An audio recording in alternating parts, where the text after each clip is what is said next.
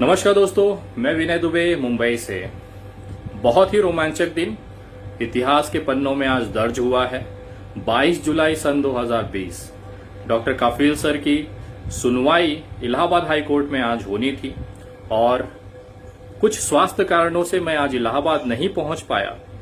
और जहां तक मेरे भाई वहां पे थे जिन्होंने इलाहाबाद हाई कोर्ट के जरिए से जानकारी जो मुझे भेज रहे थे, पल पल की चीजें मुझे आ रही थी, मैं बताना चाहता हूं आज बहुत ही रोमांचक दिन था। हम बहुत करीब थे, आप समझिए बहुत ही मामूली अंतर रह गया था कि डॉक्टर कफील खान के रिहाई के ऑर्डर्स आ जाते हैं। लेकिन जो भी तथ्य डॉक्टर कफील के परिवार की एडवोकेट की टीम ने रखी है, उसको देखते हुए जज साहब ने एक मौका लिया है। अगली तारीख हमें 27 जुलाई की मिली है और बहुत ही हर पल ऐसा लग रहा था कि बस अब हो गया, फिर ऐसा लग रहा है कि अरे कुछ प्रॉब्लम्स हैं, फिर अपडेट आ रही कि हो गया। ये बहुत ही रोमांचक दिन था और मुझे लगता है कि पूरे देश को इसकी उत्सुकता थी कि क्या हुआ। हजारों की संख्या में मैसेजेस मुझे मिले, मेरे मैसेंजर्स पे, मेरे व्हाट्सएप पे। भयंकर लोगों के अंदर एक उत्सुकता थी कि आखिर हुआ क्या। इसी बीच देखा बहुत सारे लोगों ने सोशल मीडिया पे पोस्ट करना शुरू कर दिया, रिहाई हो गई है, सारी हो गई। एक पल मुझे वो खुशी मिलनी, एहसास होना लगा था कि देखिए जिस दिन डॉक्टर कफील खान जी रिहा होगा पूरा देश जश्न मनाएगा। चाहे हिंदू हो, मुसलमान हो, गुजराती हो, उत्तर भारतीय हो, सब एक तरह से एक तरफ दुआएं कर रहे हैं उनके लिए, रिहाई के लिए। और हम लोग बहुत करीब हैं। बहुत ही मामूली अंतर से अब रह गया है कि सुनवाई अब जहां तक है कि 27 तारीख को फैसला आ जाएगा, ऐसा मेरी और टीम की उम्मीद है। सेकेंडरी ये है कि अब आज से लेके 22 तारीख से लेके 27 तारीख तक हम सभी को केवल एक चीज दिन भर करनी है। मैं निवेदन करता हूं पूरे भारत से, टेक्निकली चीजें सेटअप हैं, लीगल टीम ऑलरेडी सेट है।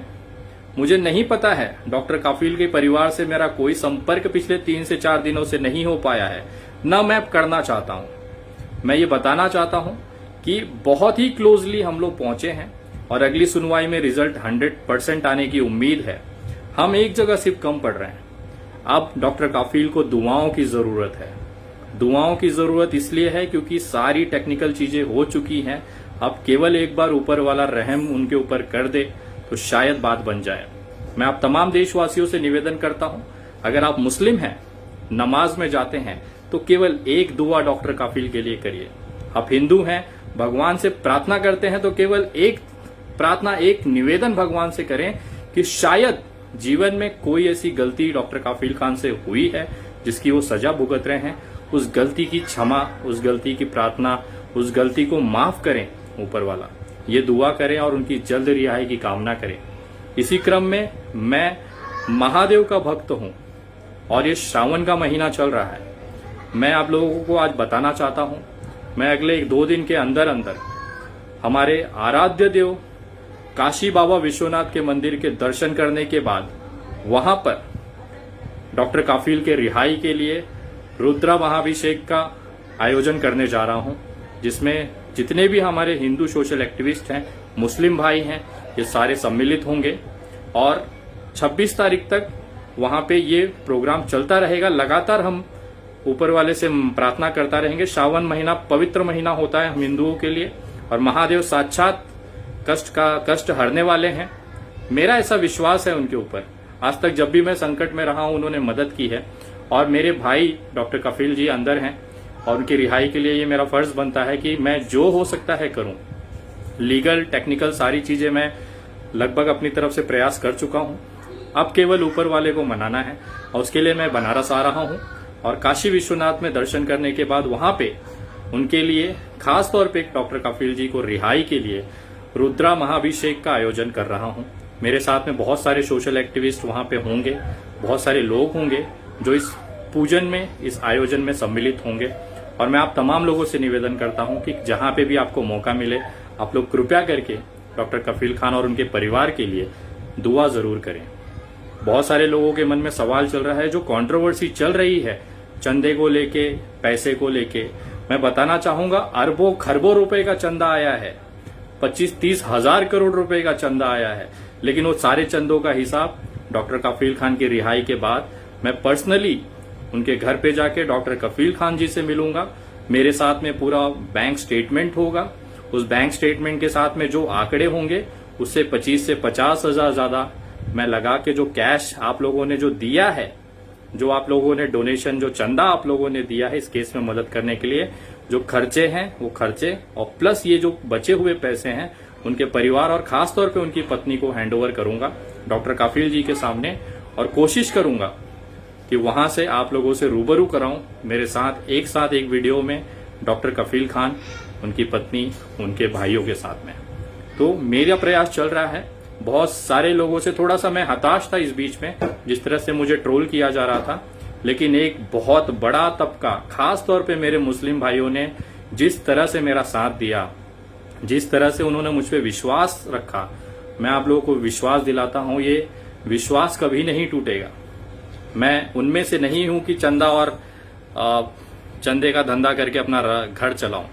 अगर मुझे पैसे कमाने होते, मुझे एक बात बताइए, मुंबई से लाखों की संख्या में उत्तर प्रदेश और बिहार मजदूर गए, अगर मुझे 500 रुपए भी उनसे लेके मैं भेजता तो आज मैं करोड़ों रुपए के चंदा और डोनेशन के पैसे पे बैठा होता।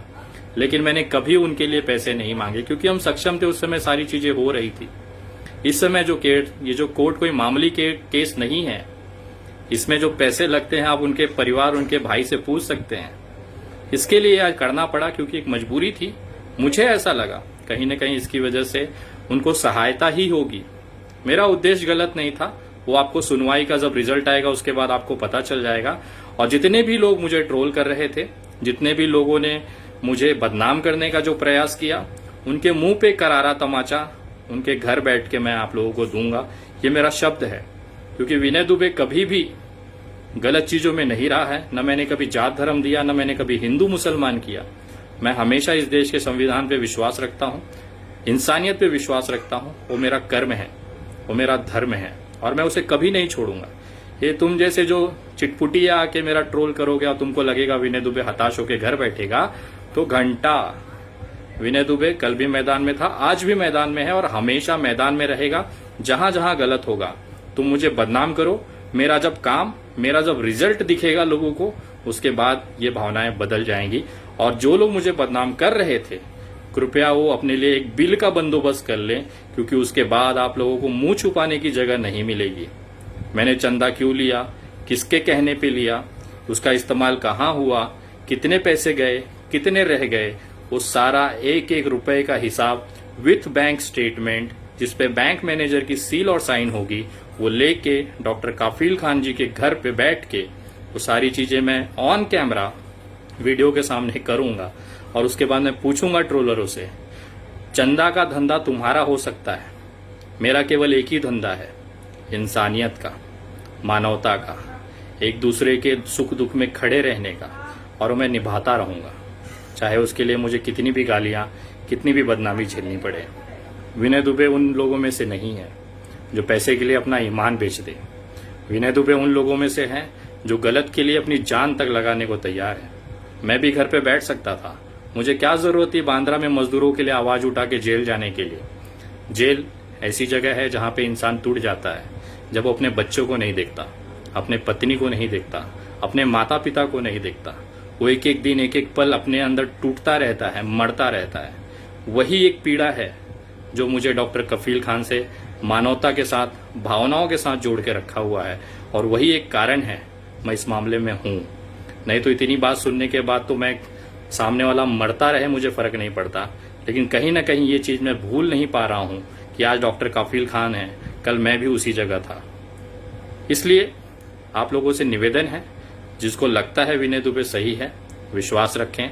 और आने वाले टाइम पे इतने कान के नीचे मैं बजाऊंगा, जिन जिन लोगों ने बदनामी की है उनके तो कान के नीचे ऐसी ऐसी झंझनाहट दूंगा कि वो जिंदगी भर किसी पे आरोप लगाने से पहले सोचेंगे। क्योंकि मैंने आज तक कोई भी बात की है तो बिना सबूत नहीं की है, बिना प्रूफ के मैं मुंह नहीं खोलता हूं।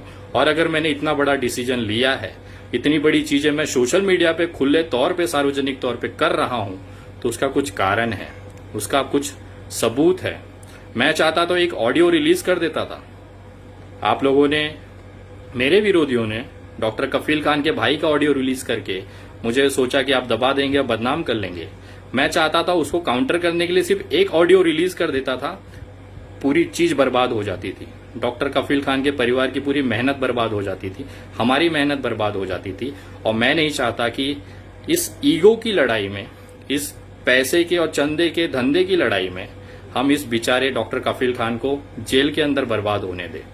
हम सारा हिसाब करेंगे। विनय दुबे कुछ भूलता नहीं है, कुछ छोड़ता नहीं है, लेकिन एक बार डॉक्टर कफील खान को बाहर आ जाने दीजिए, उसके बाद सबका हिसाब होगा। मेरे तरीके से तेल लगा लगा के एक एक को लूंगा जैसा मैं लेता हूं, और तकलीफ के लिए तैयार रहिए। उस समय उन तमाम लोगों से निवेदन है, जितनी आपको 2-5 दिन 10 दिन मेहनत सुखी से रहना है रह लीजिए, उसके बाद कुत्तों की तरह मुंह छुपाने के लिए बिल ढूंढ लीजिए, क्योंकि विनय दुबे ऐसा लेगा कि वापस कभी किसी को देने लायक नहीं रहोगे। मिलते हैं बनारस में। हर हर महादेव। जय हिंद, जय महाराष्ट्र।